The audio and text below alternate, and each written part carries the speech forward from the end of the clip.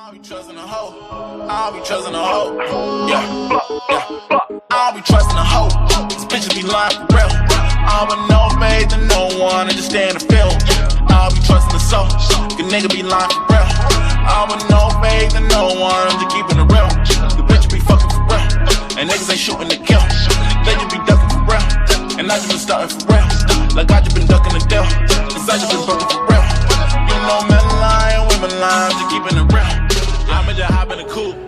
Alrighty guys, welcome back to the channel. How are you all? I hope you've had a good day, a good week, a good month, a good year so far. And if you haven't seen this channel before, I'm Gav. I'm a Scottish guy. I love fanning about with cars. This is the latest project, is a Honda K20 from a Civic and a Mazda FD3S. I've always been a massive RX7 fanboy. I always will be, I'm sure. I have test driven and I have owned a lot of modern cars, faster cars. They just don't have the excitement of the old sort of Japanese 90s stuff. So yeah, this was the start for me, and I'm still ongoing with it. Not only that, is I have another RX7 out here as well. The white one over there is mine, and this one's a customer's car. So I do get people coming, giving me their cars to fix up. You know, not so much engine conversions, it's more engine rebuilds, wiring, tuning, single turbo installs and stuff like that. Yeah, so back into it for you guys. You'll notice I've got the inlet manifold off and it's up there. Same with this piece here, my swirl pot. Let's get that off there. I gave that a bit of a wrinkle coat, just to, I don't really know, I like the wrinkle coating. Try to make it look as sort of factory as possible. So yeah, you'll also notice the radiator is in and the coolant lines. These coolant pipes are tiny compared to an RX7, but it's 32mm, and the Honda ones are 32mm, so I just went with that. Yeah.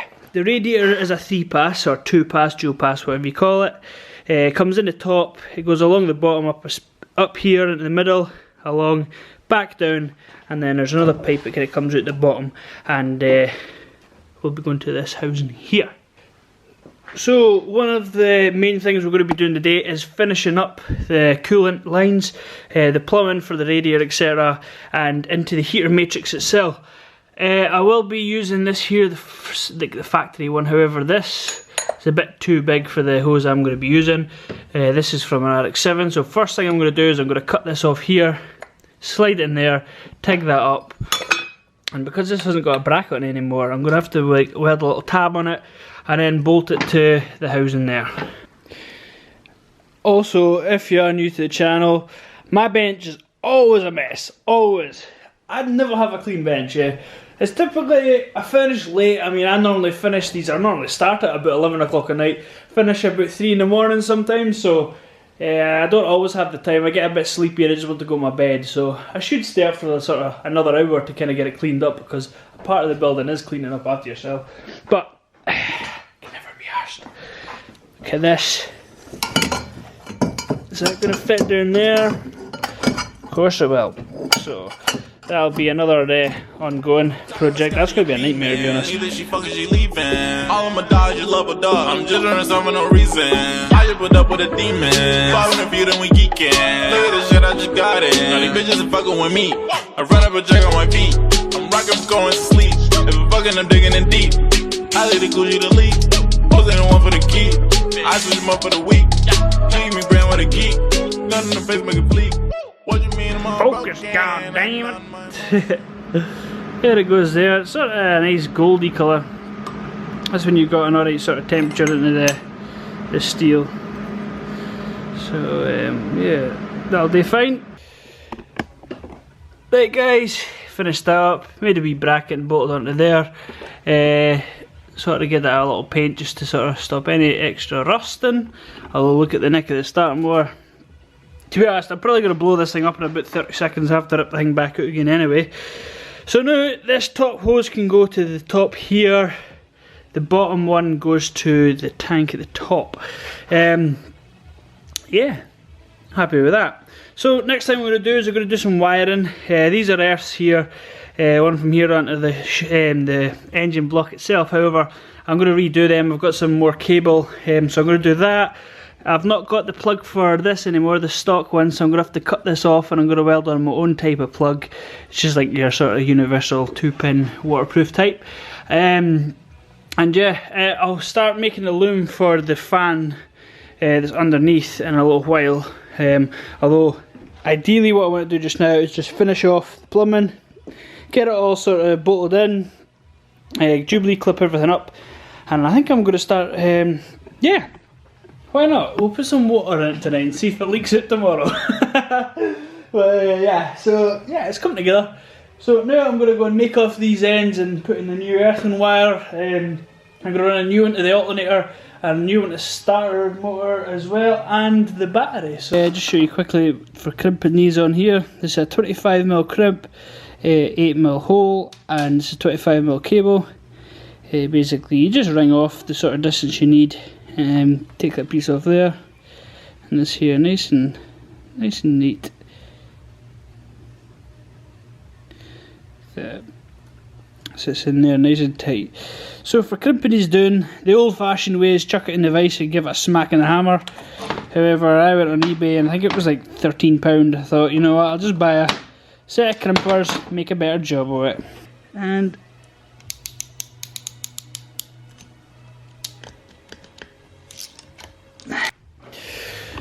right, so I've got the swirl pot in there now, but as you can see it's kinking. So this one fits nice, this one's just a bit too tight there, so I'm going to have to take this back off again, modify that line, and stick it back together again. I mean, it wouldn't really be, you know, worthy of this garage for it to be put on and actually work first time. I mean, come on, we're all learning here.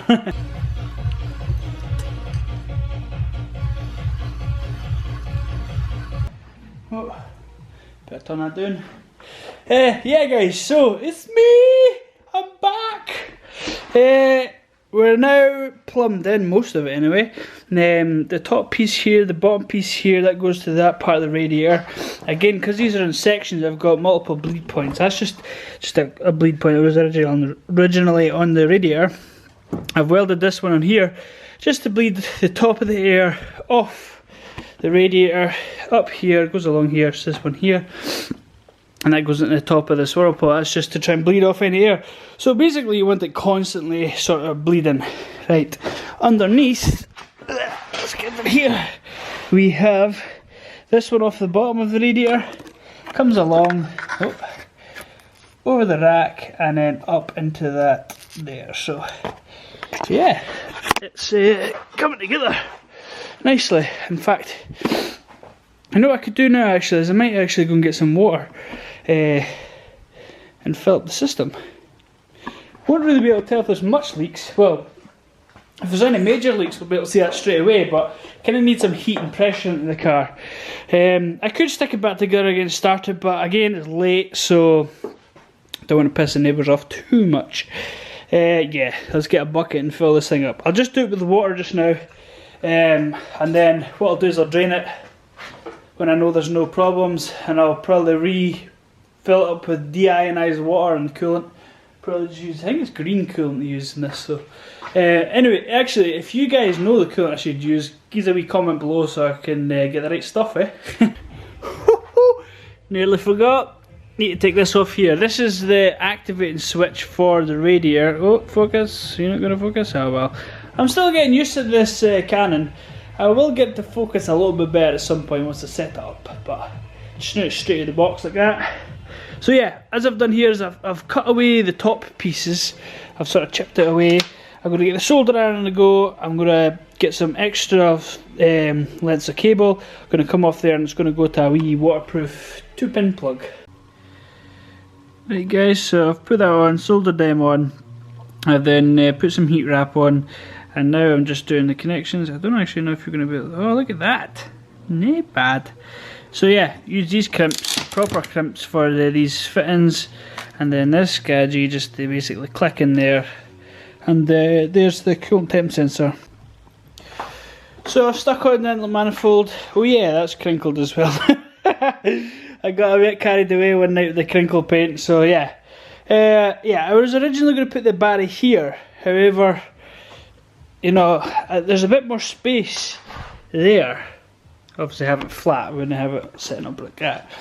However, it would be handy to have it here because I have to come to this power connection, then that power connection, and the battery, and the starter motor. And this is all the cable I've got. So, I'll do some measurements and I'm sure I'll come up with something.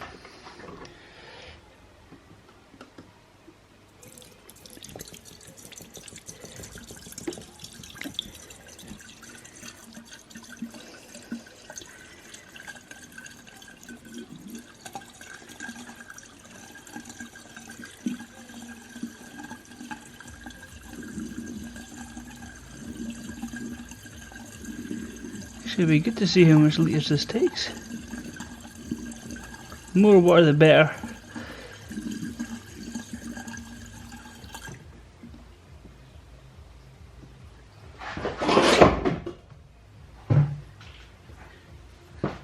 Oh shit. Bastard! Oh no! Oh! Fuck!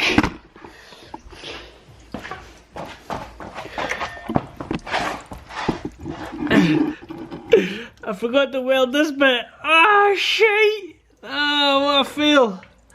Go on, focus in. Yeah. I forgot to weld that bit. Oh well, I need to take the radiator off. And doesn't look like there's any other drips so far, so that's always good. Right chaps, power cables are in. One just goes to this block here, that then goes out to other relays and sort of your power, your lights, etc. You have a power, it basically comes, it's off the alternator, so one goes this way. The other one jumps across here and goes on the battery tail, and then that goes to the battery. Obviously this one here is a starter motor, which comes straight off the battery as well.